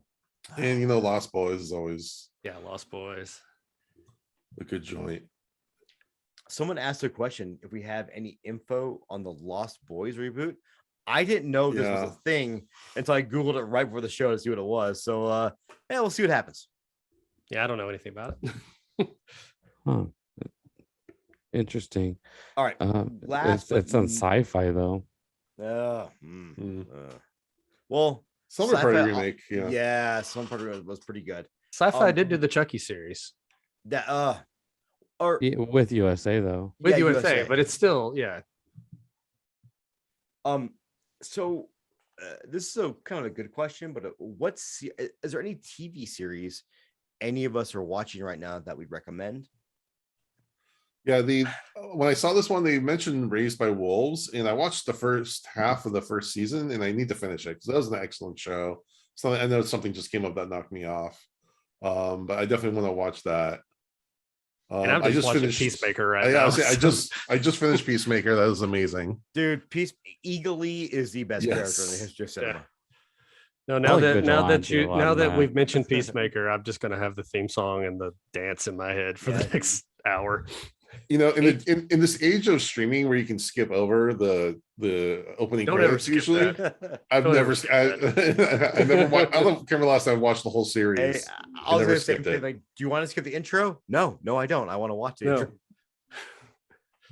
Justin, anything on your deck? Well, I mean, all those are good ones. I finished all of them. The only one that I like right now that I always consistently see myself going back and doing a lot of rewatches, especially recently. And it being still a newer series is The Witcher. I've always been a huge fan of the books and the games, but as far as an upcoming one, I'm very excited about the Lord of the Rings show. Looks Me too. incredible. Oh, It looks yeah. great. It looks great. Yeah, like that. And if I can I'm a add little- my, I'm a little soured by The Hobbit, so I think I need something to bring me back to the fold. I have never watched a Hobbit trilogy. Oh yeah, that was great. And then I read all don't- those books. No, the I books, don't- yeah, the movie. And I've read the I books, love yeah. did I love both, the but Peter. It's like, whoa. I love the Peter Jackson Lord of the Rings enough that I have much grace for everything else that happened after Same. that because I love that original trilogy, the Mhm. extended edition. I watch that anytime. So I normally do not like reality TV, but there's a show with Gordon Ramsay called Next Level Chef. I like cooking shows. I'm getting into that. And reason being is the contestants don't fucking talk shit about each other. And there's not like a whole lot of drama because I hate drama. I just Yeah. want to see like people doing their best trying to make it. in this That's world. the Great British Bake Off influence. Yeah, I've heard that. And Yeah. Making It on NBC That's the one that Um, Noel Felding's on, right? From Mighty Boosh. from British Bake Off. I don't know. Jason? I haven't watched Greatest Bake Off, but I mean, my wife watches it, but I'm like, oh, it's a reality show where they're all nice to each other. They're all Yeah, supportive. no one's um, catty. Making It with from Parks and Rec, the two main characters. What are their Oh, Nick Offerman and Amy Poehler. yes, the two main the two hosts. It's just people just making stuff and helping each other out and having a good time, and everybody likes each other, and it's relaxing and it doesn't make me full of anxiety. So I love that show too. There's another really good one though. That was it's basically Great British Bake Off, but with glass blowing. And It was that it was is, by the awesome. way, the one with Noel Felding, the guy from Mighty Boosh, if you guys were ever into that show. Yeah. I remember that show. It was fucking hilarious. Yeah, he is one of the host guys on that show. Yeah, I can tell you there's shows that I want to start that I haven't started yet that I have high expectations for, like Yellow Jackets is Yeah, I need to super watch high on my that. list. I haven't watched it yet. Yeah. If you guys haven't seen Brand New Cherry Flavor, Yeah, that's another one. very good on Netflix. Very good. My wife loved Yellow Jackets so much. I believe it was the book she had me go and purchase for like right Oh, away. shit. And I've heard it's great. She's not even into that kind of stuff. So I mean that's saying Yeah. a lot. That's cool. So there's so much good TV out there Yeah. that it's almost like impossible to keep up nowadays. And God, I feel like I'm an old man bitching about it, but it's a good problem to have, right? Quality Yeah. problem. Yeah. I basically watch Tales from the Crypt once a week and watch AEW Pro Wrestling and listen to a lot of music. So that's kind of my life. I mean, my favorite thing from last year, I watch a ton of movies. I love movies, but my favorite thing I watched all last year was a TV show because I watched Midnight Mass, and that was at the top of my list above everything Yes, else. That was great. I loved it so much. Oh, Cobra Kai. Love Cobra Kai. Yeah, okay. Yeah, I finally watched the yeah. first season and I'm like ready to jump into season 2. I mean, the gym I train You at just is Cobra watched Kai. the first season. I know. I mean, Wow. Did you not like Karate Kid growing up? I love Karate Kid. Oh, okay. I thought you hated it. The gym I train at is called Cobra Kai Jiu-Jitsu, and the Mark Lehman, the head instructor, well, he used to be the head instructor. He has to pay Kinda- licensing fees every year to use the No, name. he doesn't. He started it because everyone called him kind of the Cleese of jiu-jitsu because he's a shit talker. And then what's funny is the guy that took it over, Simpson Go, is the nicest person in the world, but no one ever cared about the name until the series came on YouTube. So it's kind of like a fair use trademark at this point, and they figured some legal agreement out. That's still really cool. I bet that place is probably way more packed than it probably was before the YouTube. It's really not. No, Because I would join it if it was around here just because of the name. I don't even care about it personally. Like it's something I would do, but I would join it over the name. we train too hard for some people that just can't handle it because they suck. But the other part is we also, hey man, No smack talking here. I'll call fucking gyms out. I don't give a shit. Like we've had people leave like, hey, you guys train too hard. Like, sorry for not sucking. But we also use the Cobra, not Cobra Kai, the Cobra Commander logo too. So I actually had that tattooed on my when I got my blue belt, I got the Cobra Commander tattooed logo tattooed on my my shin. So they use the name from Karate Kid and they use the logo from G.I. Joe. We just use everything because fuck it, why not at this point, right? Like, Wow. if you're gonna rip off one IP, rip all of them off. I swear, man, you do that around here, you are getting sued fast. Well, like I said, they kind of came to an agreement because they use it for With so G.I. long. Joe? Well, we don't really sell so we use Okay. the logo, but nothing that we do is sold. They don't sell shirts that on there or anything like that. So, Yeah. except for Alright. like a couple that I have. Right. But It's like the most shameless like promotion ways to do it. It's like, yeah, we're gonna take the name of Karate Kid, the logo from G.I. Joe. So I mean, you're gonna do we- great. we super have a G.I. Joe logo that's Cobra Kai Jiu-Jitsu that says Real American Jiu-Jitsu, and it's just the baddest ass And on the shit back ever. it says the more you know. You know? The more you dojo. Right? Get the fuck out of here, Jason. I love that. Hey, You before should we really leave make TV that. shows, though, I have to mention one more thing. Freddy's Nightmares Oh yes. is available now on streaming dude. through the Bloody Disgusting TV. I bought Yeah, I saw Screenbox. You had to pay for the premium Screenbox to get it. Yeah, Screenbox. Yeah, we have to do a spin-off called The Dads from Elm Street because we have to talk about the show. Like after watching the first 2 episodes, I'm like, we have to talk about this. So One series at a time. We'll get there. yeah, I'm gonna keep an eye out eventually for The Dads from Elm Street because holy shit, does it may not hold up like I Yeah. thought it would. Oh, I'm sure. It's I won't go too deep, but the first episode, I'm pretty sure they blew the entire budget on Kevin Yeager and Robert Englund Sure. because I'm sure they went to like Target one day and just pulled cashiers to be actors because that's pretty much how bad the fucking acting is. Hey, but- it's a 1989 TV budget. Like, Dude, yeah. Yeah, I saw it Expectations are not streaming. high. It makes me feel dumb for buying the $50 DVDs. Dude, Uh, I think I still have. Joe, did I send you a VHS of that? I might have No, sent not you a of that VHS. one. Okay, Not of that I one. might have kept that one. I think I had the No More Mr. Nice Guy VHS, which maybe I'll send you all right. if I find it. We're we have running one- way over, but let's We have one more question, and Okay. we have some more questions, but we'll save some for next time. yeah, one is top 5 horror movies, and I'm just gonna say, and I'm gonna speak for all of us. Like top 5 changes all the time depending on the mood I'm in, but I think that's probably a better question towards the end of all this. So we'll get to it eventually. Okay. Well, that moves us to our dad advice. Justin, you're our guest, so you're our resident dad for the nights. What advice, what fatherly advice, silly, fun, whatever you want to give? Well, I guess what I'll do is change it up a little bit compared to the way I've been on your show the rest of the time. Be a little serious with it. Having kids and everything can be hard. It can be tough. It can be very trying, extremely challenging. They grow up quick, though. Take the time to enjoy those little moments before they grow up because they're gone forever. No, 100% I agree with Mhm. that. Yeah, Yeah. no, it's so much fun when you have those moments that you're like, this is something special, and you can like actually feel that you're in the middle of a special moment, you know? Right. Or just the day-to-day stuff, you know. I like Yeah. talking with my kids while we're driving around in the car and stuff like that. Like just having conversation, watching them do cool stuff. You know, my kids come back from a karate tournament with a whole bunch of trophies and they're proud of themselves. Or one of my other sons draws a picture that he shows me, and it's really good. He's really good. Like it blows my mind. And getting to be proud of them for the cool stuff that they're doing and the way they're growing. Like it's so cool. Jody, Right. With me, it's just the basics. Like my daughter, my youngest is 6, and like I just miss it when she was 3 and wanted to snuggle all the time. Yeah. You know, No, I like get that. literally the little things, man. Mhm. Yeah. And you No. don't get that time back. Cuddling, Jody, how just do you- cuddling up on the couch watching TV. Yeah. Nothing beats that. That's what I'm every night. We have weird schedules around here. My wife goes to bed early. I go to bed late.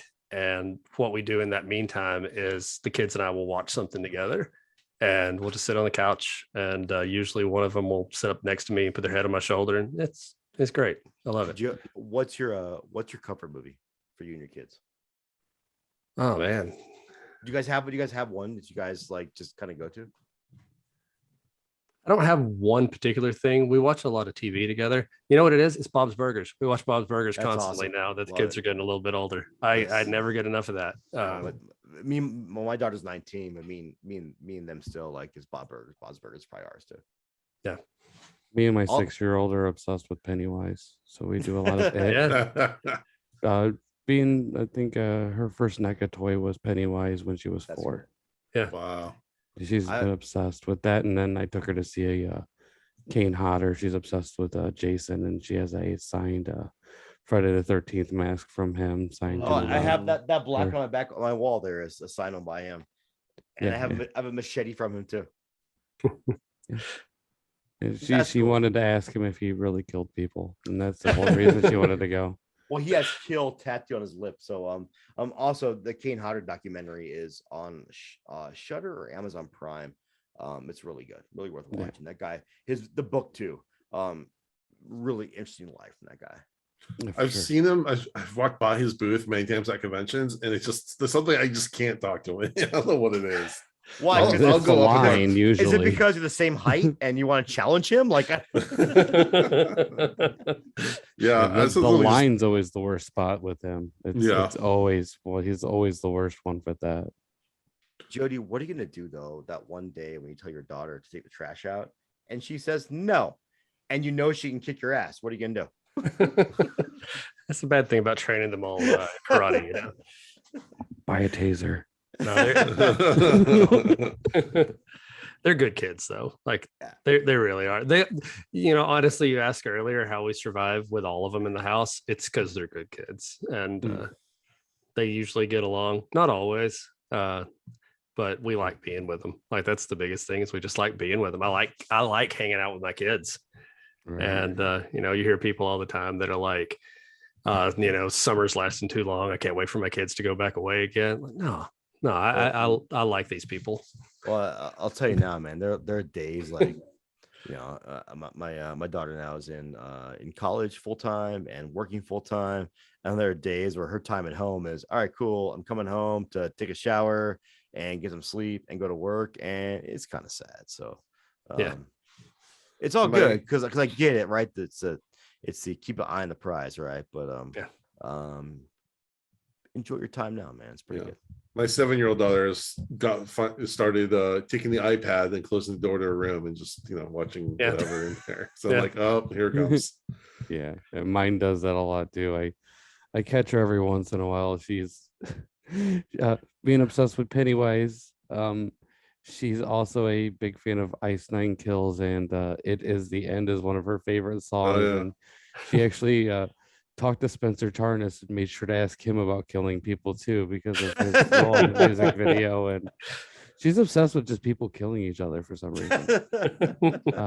I think it's just solely because of my blood in her, but it's cool. That's for sure. Jason, is it your son, right? That's in Ice Nine Kills. No, so they had Ice Nine Kills had a pop-up event in Los Angeles, and I took my oldest son to that, and we got to meet them. We got a picture with them. That's cool. Yeah, it was really cool. Let's go. My daughter's crowning moment was the band Ghost back in 2014 or 15. They did a signing here at Zia Records, and she was on Ghost and Zia Records social media is getting her shirt signed by the front man. Nice. Yeah, one thing I'll say is whatever phase you're in with your kids at the time, like, and just enjoy it. Like, because I know people who are like, they dread their kids becoming teenagers. Teenagers are fun. Like, I like having teenagers around my house. I can do stuff with them that I couldn't do before. I'm scared of it. I have 2 daughters. I get it. I totally get it. My daughters are 12 and 10 right now, and boys are starting to show attention. So yeah, no, I get all the scared of teenagers, but they're also, they're a lot of fun. You can have conversations with them like you couldn't when they were younger. I'm still scared of what can happen. I'm prepared. I've purchased a few guns, to say the least. I'm just waiting to see what's gonna happen with that. You're gonna know, man. You're gonna have the ones that come around that aren't gonna be there in a year because they suck at life. Because you'll know most of them, I don't want them to be there. Period. Like, something you guys have mentioned before in the past is like, like realistically, like I'm a dad with daughters. Nobody's ever going to be good enough for them. Yeah, 100%, man. But like my daughter's current boyfriend, like when she had a medical episode, he took her to the hospital and stayed with her for forever and found our contact information in her phone to contact us. And I'm like, yeah, man, I'm never gonna tell you you're all right until like that ring's on there, but I respect it. Yeah, even then it'd be tough. Yeah, man, it's never gonna be easy, but you also got to respect that your kids are gonna hopefully they're gonna make good choices. Maybe they don't, and they'll move on. They'll learn. At least that's what we're all hoping. You say right, advice right. like you're 100% sure on it. It's like, oh, I don't know. I've seen what happens to some people out there. Their decisions don't always work great, and they're all daughters. Yeah, Somebody's if we made it, they can make it. Fair. We made plenty of stupid decisions. No, I was pretty straight. Yeah, you're pretty good. I'm scared. Nothing at all. That was awesome from day one. All right. Well, that wraps up another episode. Justin, thank you so much for coming on. Where can people find you and your podcast? Thank you so much for having me. You can find everything at talesfromthepodcast.com, all of the little links, and there are basically pictures. Figure out what platform you want to listen to me on. If you want to watch me, you can check me there. We're live every Friday night with either Tales from the Crypt or spooky shit there. You keep scrolling on there. You can find the Kickstarter. Please, if you're into indie horror comic books, check it out, share it around, get something if it's something that you're into. Hopefully you join in on some of the discussions and some of the live shows. It's a lot of fun. Support independent media, guys. It's really important. Absolutely. It's really important. Thank you. All right. Well, next week we will be reviewing Easel Kill Ya. We would really appreciate it if you would give us a rating and review on iTunes and a rating on Spotify. And we thank you for listening to Dads from the Crypt. And we out.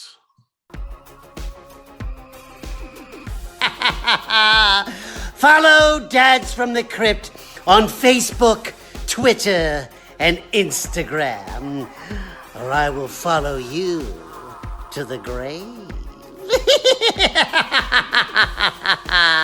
No, seriously, you really should watch. But be careful what you ask for. You may get it.